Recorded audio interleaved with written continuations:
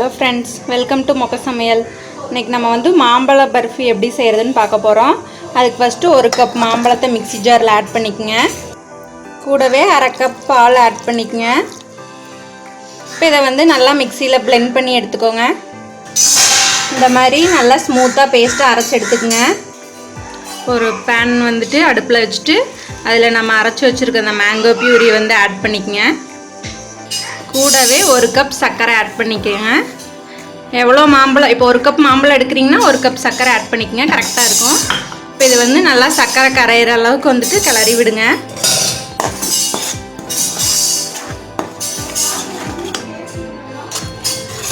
நான் இது சர்க்கரை கூடவே ஏலக்காய் போட்டு அரைச்சி வச்சுருக்கேன். நீங்கள் ஏலக்காய் பவுடர் தனியாக ஆட் பண்ணிக்கிட்டாலும் சரி. இதில் சர்க்கரை கரைஞ்சதும் 2 கப் தேங்காய் ஆட் பண்ணிக்கோங்க. தேங்காய் துருவி ஆட் பண்ணிக்கோங்க. சர்க்கரை நல்லா கரைஞ்சிருச்சு. இப்போ துருவின தேங்காய் வந்து 2 கப் ஆட் பண்ணிக்கலாம்.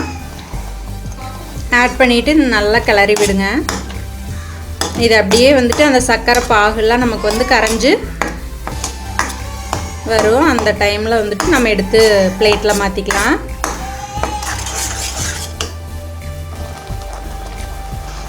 ஒரு 10 நிமிஷம் அப்படியே கைவிடாமல் கிளறிட்டே இருங்க.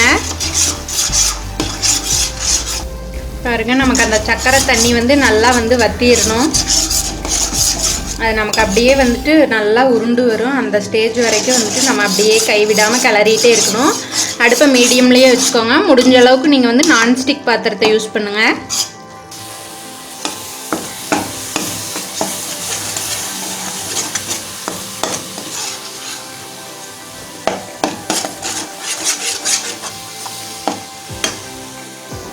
பாருங்கள், நமக்கு நல்லா உருண்டு வந்துடுச்சு. நமக்கு பாத்திரத்தில் ஒட்டாமல் நம்ம எடுக்கும்போது வருது பாருங்கள்.